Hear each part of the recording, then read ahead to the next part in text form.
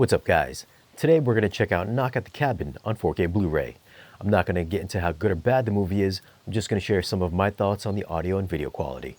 Now let's go over a few tech specs. The movie was shot on 35mm, it's got a 4K DI, it's rated R, runtime is 100 minutes, aspect ratio is 239:1, and the audio is in Dolby Atmos. Let's jump on over to the Atmos viewer and see how active this mix is. Right from the opening in Chapter 2, we can see that this is a very dynamic mix. It's kind of like A Quiet Place in that since the movie takes place mostly out in the woods, you're going to hear a lot of outdoor ambiance. So it's a lot of insects and wind that surrounds you in every direction. It moves throughout the entire soundstage in the lower channels and above. Not only does this ambiance have a strong presence in the outdoor scenes, but it's almost always faintly present when scenes take place inside the cabin as well. And since this isn't a big action flick, the dialogue remains firmly anchored to the center channel, which was always easy to understand. I'd say the strongest aspect of the mix is going to be the musical score. It spreads throughout all the channels, and there's even a few heavy bass drops. If you're new to the channel and you're into home theater and want to know if a movie is worth playing on your surround setups and want to know about the latest and greatest in audio and video gear, then tap the subscribe button for new weekly videos.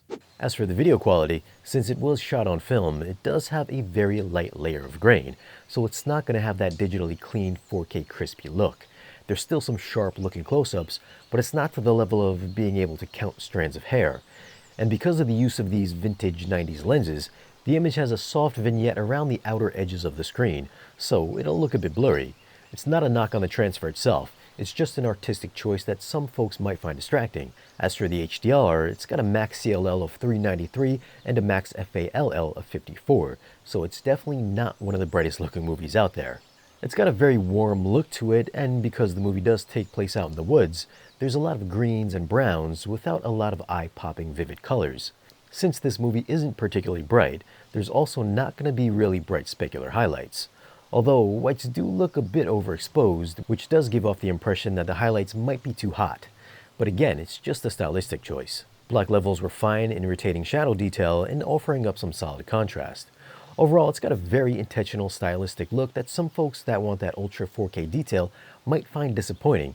If that doesn't matter, then this is a very good looking transfer. It's not going to blow you away for detail or HDR, but it does look noticeably better than the digital version. So I'm going to give the video an 8.2. For audio, I'm going 8.7. It's got really good ambiance that transports you right outside with the mosquitoes.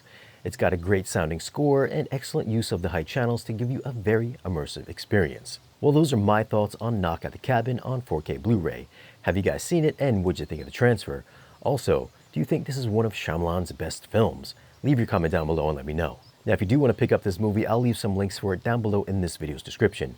As always, guys, thanks for watching. If you want, you can follow us on social media, and if you want to support the channel and get exclusive content or great discounts on audio and video gear, then stop by our Patreon page. Be sure to like, share, and subscribe, and I'll see you again in the next video.